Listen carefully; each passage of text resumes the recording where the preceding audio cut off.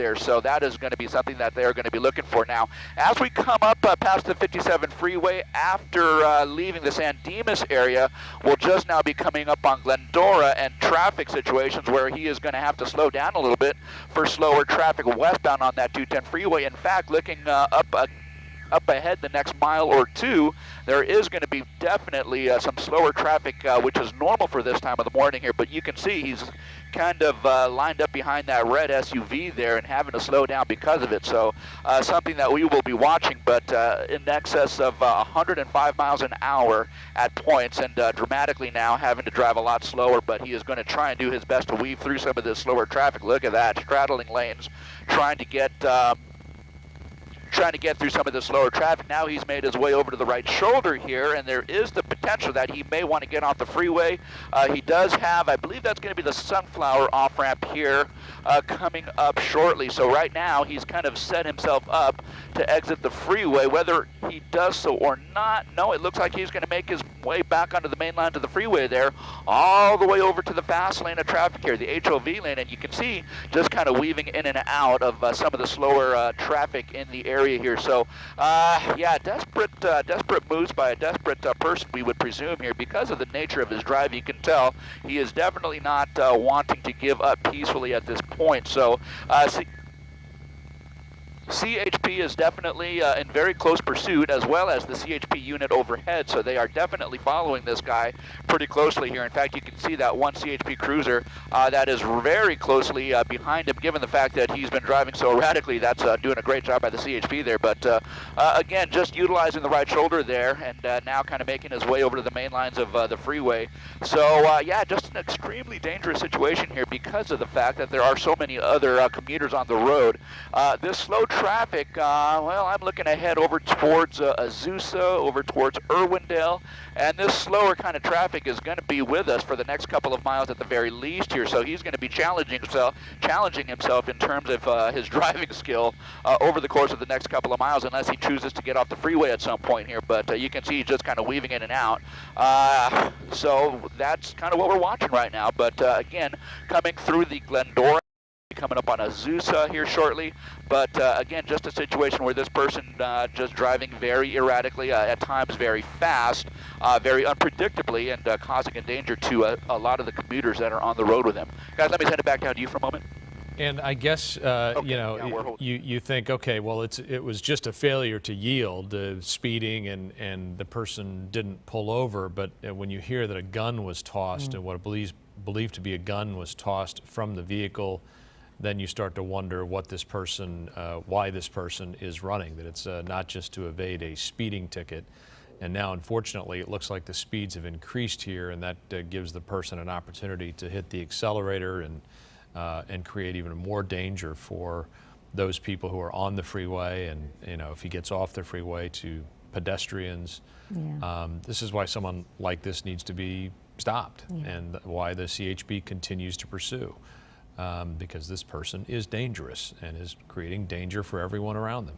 Yeah, I mean, really making some bold moves here on the freeway, nearly cutting people off. Just looks like he's about to maybe get off the freeway, which we've seen a couple of times, and then ends up veering back on. But that does appear to be the case, Mark. Citrus. Citrus, is this an exit to get off the freeway? That's okay, that's okay. Okay, Citrus Avenue, we're hearing our producer saying. Look at that, I mean, almost in the dirt there, cutting off people on the freeway, going that's at not really high rates of speed. Okay. Yeah. Utilizing that right shoulder there. It looks like he may be in the pocket to get off the freeway. Whoa, here we go. Here we okay, go. now he's lost it. Just fishtailed.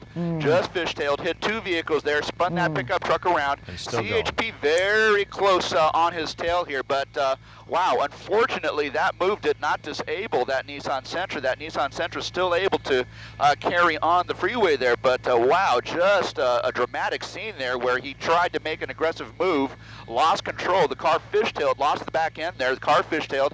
He hit that white pickup truck and then the dark colored pickup truck, and actually spun that second pickup truck, but now he is still going. So this kind of shows you the level of desperation that this guy is showing here. So just kind of utilizing that right shoulder. That CHP unit was very close behind in case that Nissan was disabled by the action of that collision there. But you can see he's still kind of moving. Wow, miraculously that thing is still going. So he is still on the freeway there, utilizing that right shoulder and being pursued by the CHP pretty closely here. But again, wow, is he going to try and get himself into a position there where he might be able to get off the freeway? We'll see. But just an exercise in caution for those who might be up ahead, because this obviously is a situation where he is exhibiting some very desperate behavior there. I don't know, was that dust being kicked up? I believe that was just dust being kicked up there, but okay, I thought there might be something with the vehicle itself. But at any rate, we're just coming up on Azusa and Irwindale beyond that, so you can see, well, no attempts to slow down. What's that red car doing? What's that red car doing? Okay, is the red car necessarily trying to just stay on the freeway? I mean, you'd think that he would actually kind of back out, but what's the red car doing? Okay, at any rate, the Nissan Sentra, the dark colored Nissan Sentra with the front end damage is what we are following at this point, kind of weaving in and out of traffic there. Is that a motor officer behind him, a CHP motor behind him? It looks like it. So yeah, you can just see that the suspect is just kind of weaving in and out. Now westbound on the 210 freeway, and it looks like he's kind of making efforts to go over to the right lane, maybe even to get off the freeway at some point. We'll watch and see what he does here. He has not done that in a way that would make us believe that he is really trying to lose the police, other than when he first came to air in the Laverne area, when he actually got off the 210 freeway east and then got right back on the 210 freeway west. But now we are going to be coming up on the Irwindale area over towards the 605, and perhaps this is an area that he might be familiar with. If you were listening to us just a couple of minutes ago, that 605 and the 210 is the area where he just threw a gun out of the window there. That is what they believed at that point anyways. But now again, we're kind of returning to that area, into the Irwindale area, westbound side of the 210 freeway. We'll be coming up on Irwindale, we'll be coming up on the 605 freeway, and beyond that, we'll see what he chooses to do here. But some desperate moves by this guy, this suspect, who was initially wanted, from what we understand, for expired registration. Guys? And, okay. and the illustration of what we were just talking about a moment ago, putting people in danger, cavalierly hitting other vehicles, leaving them strewn about the freeway, and then just continuing on with his damaged vehicle. Again, continuing to put people at risk. This is the 210 freeway near the 605 at this point, going westbound. If you know anyone in that area, obviously try to stay off the freeway right now. Rare to see a motorcycle officer from the CHP in pursuit in this way. Typically, it is a radio car that is behind, but in this case we actually have a motor officer. Yeah, I mean, the one thing you could think about, a motorcycle officer, they can weave in and out Yes. of traffic the way he was, but they're not as defended as they would be inside of a police Right. cruiser. So a little more kind Vulnerable. of a vulnerable, precarious situation, and I think what Okay, makes bro, people I've got so you. Thank you. frustrated and angry when you see something like this is 7, someone who has come your no way, just regard off for your right. public safety, Yeah. has already hit 2 innocent people that were minding their business on the freeway at 8 o'clock in the morning, and then continues on his way. And it's who else is he going to hurt in the process? So it's really difficult to see this, because obviously Okay, this just now person coming up on the 605. doesn't care who he hurts, and Just now coming we're up on the witnessing this 605. car Let's with see if some he stays in that damage, left lane of traffic. thinking it could have been disabled there after the crash, but continuing to move at a pretty high rate of speed here on the 210. Okay, You know, you his think of last a chance, vehicle his last as chance, and he may take it. His last I guess chance, Mark he wants just to may talk. take it. Mark, go ahead. Okay.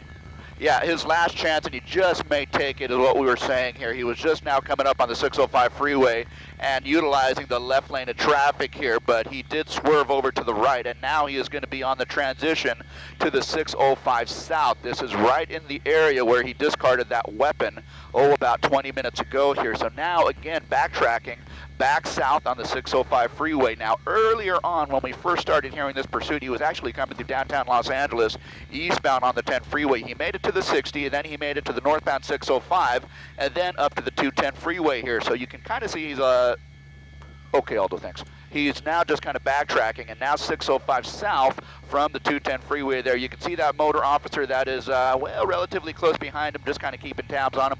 We also have a CHP helicopter above that is also tracking this guy's movements here. So given the fact that he's now 605 south, traffic conditions up ahead down towards the 10 freeway, not very bad at all. So in fact, he is going to be able to maintain a certain speed that he wishes, but not too much in the way of traffic. A few cars here and there that he might have to weave in and out of, but nothing like what we were seeing on the 210 freeway just a couple of minutes ago here. So again, he's going to have a pretty good go of it as he makes his way southbound 605 over towards the 10 and perhaps over towards the 60, something we will be watching. But now, you know, of course, with the helicopters overhead, with the CHP in relative close proximity behind him, the chances of this guy getting away, actually getting away, are slimmer and slimmer. And now, given the fact that he's got some front end damage there, that might play into it at some point later on here, guys. The motor officer that's pursuing, is that officer alone, or are there units behind the motorcycle officer? Yeah, no, it's not just the one motor officer. There's at least 2 motor officers and a couple of cruisers that I can see behind him. And of course, as we mentioned, let's see, 1 cruiser, a couple of motorcycles, and well, no, more than 1 cruiser, at least 2 cruisers, and of course the CHP helicopter above here. So that's kind of what we're working with right now. So it looks like they do have the resources in place to be able to keep up to this guy. There's about as nice a shot as we can get into that driver door window there. 1 male suspect there. Is he wearing a cutoff shirt or something like that? But it looks like pretty moderate damage to the front end of that car here. So I'm actually kind of surprised that he hasn't sustained some kind of damage there, radiator damage, engine, tranny damage. So no leakage of fluids, no overheating, at least not yet. But that might still come into play over the next few minutes here. But some pretty substantial damage to the front of that Nissan. So it's still going. Again, south on the 605 freeway. We're just now coming up on Los Angeles Street, and as he kind of weaves in and out, he's making his way over towards the slower lane of traffic. Does he want to get off? Well, looks like he wants to get off. There you go. Oh, okay, I've got you there. I meant, well, just after left. All right, exiting the freeway there, so at some point, let's see what we've got here. Lower Azusa is what Rich is telling me there. He's kind of in that center lane, which is clear of any traffic at this point here, so let's see what he does.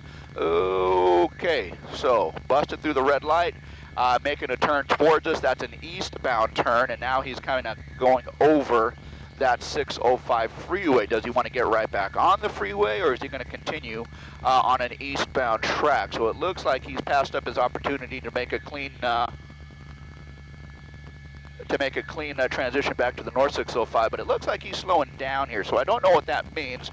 Is any damage to his car starting to catch up to him, because he's certainly not traveling too fast, and maybe that's a good thing considering that we are on surface streets at this point here. Right now, we're eastbound, and well, let's see here. Eastbound, kind of coming through an industrial area, but in a matter of about a block and a half, we're going to be in a residential area here. So there are going to be people who are on the sidewalks who are going to be kind of watching what's going on here. So given the fact that there are going to be pedestrians in this residential neighborhood here, that might increase the level of danger for anyone who might be out and about. Right now, we're moving through that industrial zone here, and now we're going to be just now moving into that residential neighborhood. We're kind of where it shifts into that type of a scene here. So, well, yeah, 2 cruisers and 2 motorbikes right behind him now, but, well, not driving too fast, and that's probably a good thing, all things considered here. Hopefully he just decides to give up peacefully, but as you can see, and as you have been watching, some pretty desperate moves by what is likely a pretty desperate suspect here in this case here. But yeah, from this angle, you can really kind of see that hood tacoed bent up because of the fact that he collided with 2 vehicles on the 210 freeway.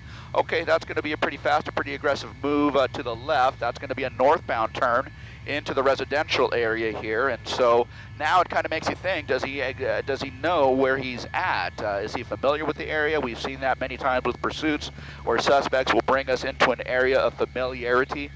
This might be someplace that he knows, and so, well, I guess we'll see what unfolds here, but not necessarily driving too fast, but sometimes this is an indicator when he tends to slow down here. If he gets to an area where he feels comfortable, he might just stop and foot bail. So something that I know the CHP are going to be looking out for.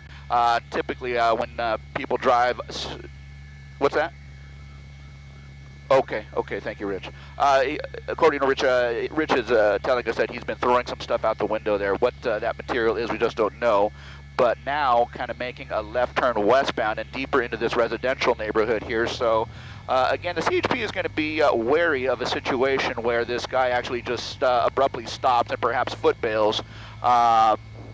So something that we will be watching out for as well. So now moving southbound, it's kind of a horseshoe type of a neighborhood here. Now moving southbound, not driving too fast. And again, the CHP helicopter overhead, we are watching him as well. Now it just kind of looks like we're driving in circles here. So is he trying to attract attention? Is he just trying to stall? Yeah, it's hard to know, but again, it just kind of gives me the vibe that maybe he does know where he is to some degree. Now he's just kind of circling the neighborhood. Maybe he is trying to attract attention here. Maybe he knows the neighborhood. Maybe he's waiting for someone to come out. Just don't know at this point here. There aren't too many entrances and exits to this neighborhood. Now he's just kind of circling that same block, So this is kind of what we're watching right now. Just kind of keep an eye out, Rich, if we start seeing people showing up on the outside of their houses here. But again, he's just kind of keeping that same pace. He's just coming around that horseshoe again.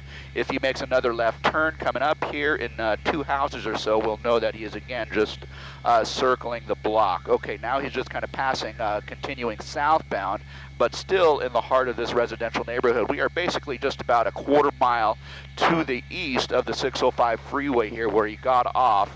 And now, again, he's just kind of cruising the neighborhood. He's slowing down. Okay, slowing down. What is he going to do? Is he going to give up? Okay. We can see his hands. So, okay.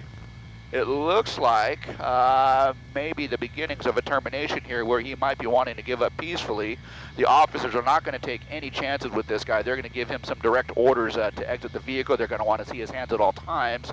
But let's see what unfolds here. We have at least 1 cruiser and 2 motor officers down there, CHP unit above, and they're just kind of getting this guy to come out of his vehicle. Nice and slowly. They want to keep his hands in sight, no sudden movements, especially given the fact that this guy was potentially armed and dangerous, having thrown out that weapon at the 605 and the 210. We are just now going to watch and see how this unfolds here. So, you know, wary of the fact that this guy might have additional weapons. No problem, I've got you. Wary of the fact that this guy might be additionally armed. Well, I guess he left his car in neutral or drive because there it goes. He's going to hit another car there. But at any rate, there he is on the ground. CHP officers, guns drawn. They are approaching the suspect here, and hopefully they will be able to take him into custody peacefully. It looks like that's what he intends, and that is going to be the best possible outcome at this point here. But given the fact that potentially people might have been hurt, especially on that 210 freeway heading down this way, he collided with a couple of pickup trucks. Hopefully they are going to be okay. But at any rate, that's going to create a traffic situation up on the 210. And now it looks like this guy's going to be in custody. A couple of CHP officers right there making an approach to the car, just clearing it of any additional suspects. There's the code 4, clear the trunk, and there you go. Guys?